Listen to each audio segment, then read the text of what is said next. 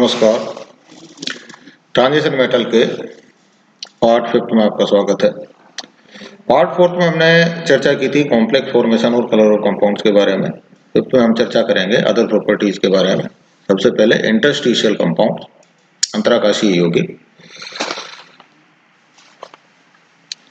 An interstitial compound or interstitial alloy is a compound that is formed when an atom with a small enough radius sites in an interstitial or hole in a metal lattice, यानी किसी lattice के अंदर पाई जाने वाले अंतराकाशों में जब छोटे atoms जाकर के समाहित हो जाते हैं तो बनने वाला जो कंपाउंड है वो इंटरस्टिशियल कंपाउंड कहलाता है। छोटे एटम हो सकता है हाइड्रोजन, बोरोन, कार्बन, नाइट्रोजन इत्यादि।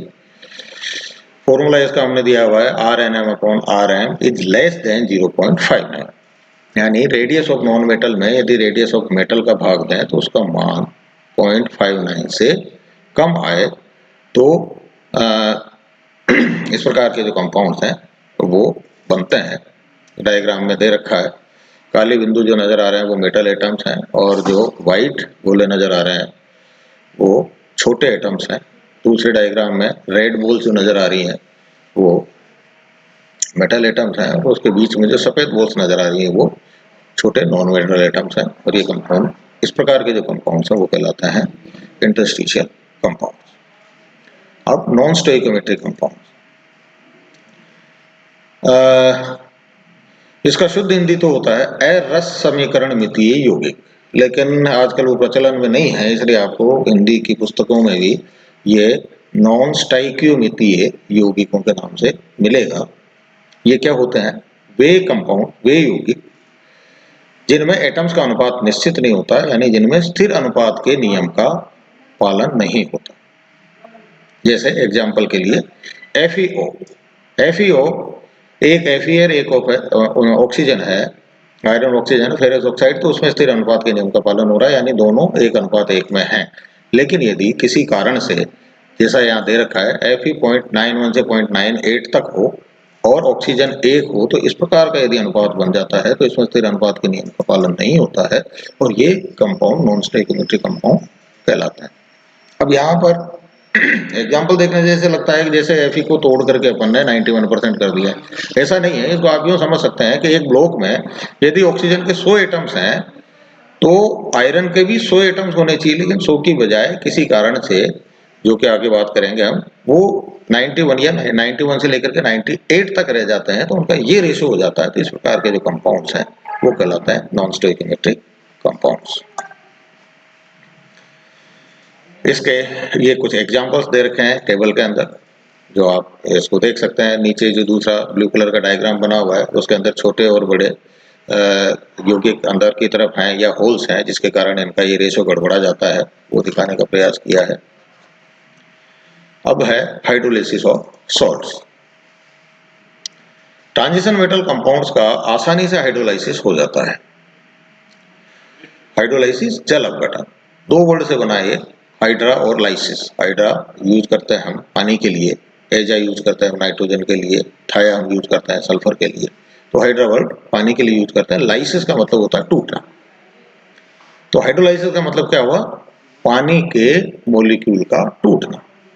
पानी का मॉलिक्यूल दो आयनों में टूटेगा, H आयन और OH आयन में, और H आयन और OH आयन जाकर के वो किसी मेटल एटम के साथ में जाकर के वो संयुक्त होंगे। कैसे संयुक्त होंगे? क्योंकि मेटल के पास में क्या होता है, मेटल के पास में वैकेंट ऑर्बिटल्स होते हैं, वैकेंट डी ऑर्बिटल्स होता है, और पानी के पास में होता है लोन पेयर ऑफ इलेक्ट्रॉन। तो जैसा एग्जांपल में आप देख पा रहे हैं, FeCl2 के अंदर एक वैकेंट डी ऑर्बिटल है और H2O के पास में एक लोन पेयर है। जो लोन पेयर शो किया है इसमें, दो लोन पेयर है, एक लोन पेयर आपने शो किया है इसमें, तो वो लोन पेयर से एक इलेक्ट्रॉन का जोड़ा आयरन की तरफ चला जाता है।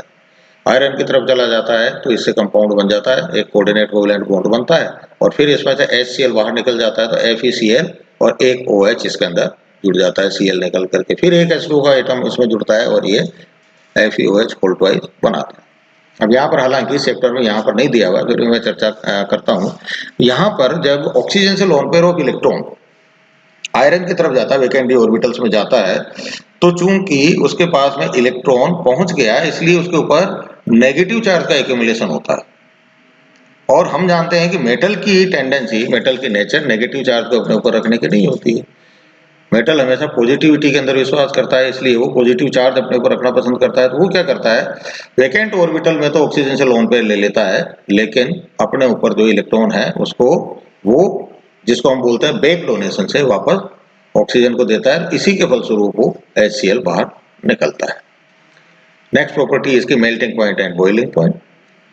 मेल्टिंग पॉइंट, बॉइलिंग पॉइंट नीचे की 3 बातों पर निर्भर करते हैं। कौन कौन सी? एक तो क्रिस्टल स्ट्रक्चर, दूसरा मेटेलिक बॉन्ड की संख्या, तीसरा मेटेलिक बॉन्ड की प्रबलता। क्रिस्टल स्ट्रक्चर, यदि क्रिस्टल स्ट्रक्चर कॉम्पैक्ट होगा, यानी उसके एटम ज्यादा सघनता से गुथे हुए होंगे, तो उसको तोड़ने के लिए हमें ज्यादा एनर्जी खर्च करनी पड़ेगी। तो ऐसी स्थिति में उनके एमपीवीपी ज्यादा होंगे, जो कि मेटल्स में होता है।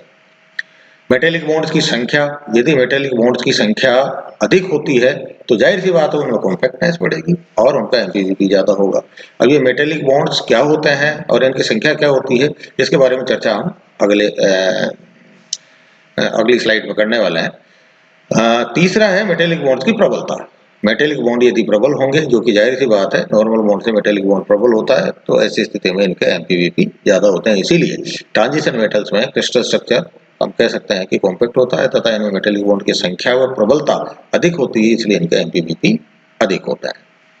एक ग्राफ बना करके बताया हुआ है, स्कैंडियम से लेकर के जिंक तक यदि हम जाते हैं तो नंबर ऑफ मेटेलिक बॉन्ड कैसे बढ़ते हैं, 3, 4, 5, 6 जो ग्रीन कलर के दिए हुए हैं, फिर मैग्नीज के लिए 6 वायलेट कलर का, फिर 6, 6, 6 ब्लू कलर के, फिर 5.56 और 4.56 कॉपर और जिंक के लिए। ये कैसे आए हैं इसको मैंने जैसा पहले बताया आपको आगे चर्चा करेंगे। तो यहाँ पर हम दे रहे हैं स्कैंडियम से क्रोमियम तक मेटेलिक बॉन्ड्स की संख्या बढ़ती है तो एमपीवीपी का मान बढ़ता है। मैंगनीज को थोड़ी देर के लिए छोड़ दें, आगे हम आयरन से निकल तक देखें तो मेटेलिक बॉन्ड्स की संख्या कांस्टेंट रहती है, तो इनके एमपीवीपी भी लगभग कांस्टेंट रहते हैं। आगे मेटेलिक बॉन्ड की संख्या घट रही है तो ये घटता है।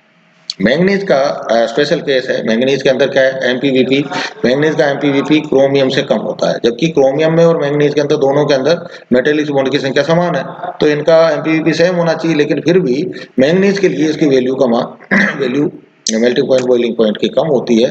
और कारण उसका क्या है, कारण है इसका 3d5 4s2 यानी हाफ फील्ड कॉन्फ़िगरेशन, टी के अंदर हाफ फील्ड कॉन्फ़िगरेशन होने के कारण इसमें थोड़ी निश्चिंतता आती है और इसका साइज, इसका आकार नॉर्मल आकार यानी क्रोमियम की तुलना में इसका आकार थोड़ा बड़ा होता है, तो इसलिए इसमें कॉम्पैक्टनेस कम होती है, इसलिए इसके लिए एमपीवीपी का मान कम होता है। अब बात करते हैं हम डेंसिटी सॉरी डेंसिटी निम्न बातों पर निर्भर करती है। कौन सी? एटॉमिक वेट, साइज और मेटल का क्रिस्टल स्ट्रक्चर। ट्रांजिशन मेटल्स की डेंसिटी उच्च होती है, हाई होती है। क्यों होती है? क्योंकि इनके एटॉमिक वेट अधिक होता है, पहली बात। दूसरी बात, साइज यानी इनका रेडियस कम होता है, छोटे होते हैं। जो हम लेंथेनाइट कॉन्ट्रैक्शन की बात शुरू में अपन ने की है, एक्टिनाइट कॉन्ट्रैक्शन की बात अपन करते हैं पी ब्लॉक से पहले, तो इनके आकार हम देखते हैं कि बाईं से दाईं तरफ जाने पर लगभग कांस्टेंट से होते हैं। तीसरी बात, इनका जो मेटल का जो क्रिस्टल स्ट्रक्चर है वो कॉम्पैक्ट होता है, इस कारण से इनकी डेंसिटी का मान उच्च होता है। यहाँ पर भी वही मैंगनीज इसका अपवाद है, कारण उसका हाफ फील्ड कॉन्फ़िगरेशन। अब बात करें हम हार्डनेस, कठोरता। मेटल्स हार्ड होते हैं, क्यों? क्योंकि इनकी संरचना कॉम्पैक्ट, सघन, इनमें नंबर ऑफ मेटेलिक बॉन्ड अधिक होते हैं और मेटेलिक बॉन्ड की प्रबलता भी अधिक होती है। मेलिएबिलिटी एंड डक्टिलिटी, आघात वर्ध्यता व तन्यता। आघात वर्ध्यता से क्या तात्पर्य है कि यदि हम किसी मेटल को हथौड़े से पीटें तो उसकी चद्दर बनाई जा सके, फाइन शीट्स बनाई जा सके। तन्यता, डक्टिलिटी, यदि हम उसको पकड़ करके खींचें तो उसके तार बनाए जा सकें। तो ये नेचर मेटल्स में पाई जाती है, तो इनकी चद्दर और तार बनाए जा सकते हैं। क्यों? क्योंकि इनकी स्ट्रक्चर लेयर टाइप होती है। यदि मेटल्स में कोई इम्प्योरिटी मिला दी जाए तो ऐसी स्थिति में इनमें ब्रिटलनेस यानी भंगुरता उत्पन्न हो जाती है। भंगुरता किसे कहते हैं? कोयला लें, उस पर हथौड़ा मारे तो पूरा बिखर जाएगा, तो उसको बोलते हैं हम भंगुरता। तो आपने देखा होगा ये टोर सरिया है जो कंस्ट्रक्शन वगैरह में काम आता है, तो उसको यदि ये काटते हैं, उसको यदि बहुत ज्यादा मोड़ा तोड़ा जाए तो वो क्या टूट जाता है। तो इसका रीजन क्या है? उसमें थोड़ी सी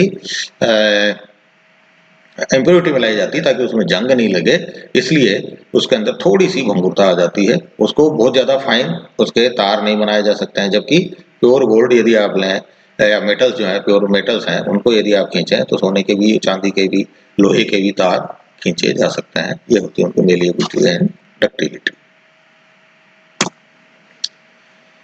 अब बात करेंगे हम मेटेलिक रेडियाई की और इसकी एक्टिवनेस की। इसकी चर्चा हम करते हैं जिसके अगले पार्ट 6 में। नमस्कार।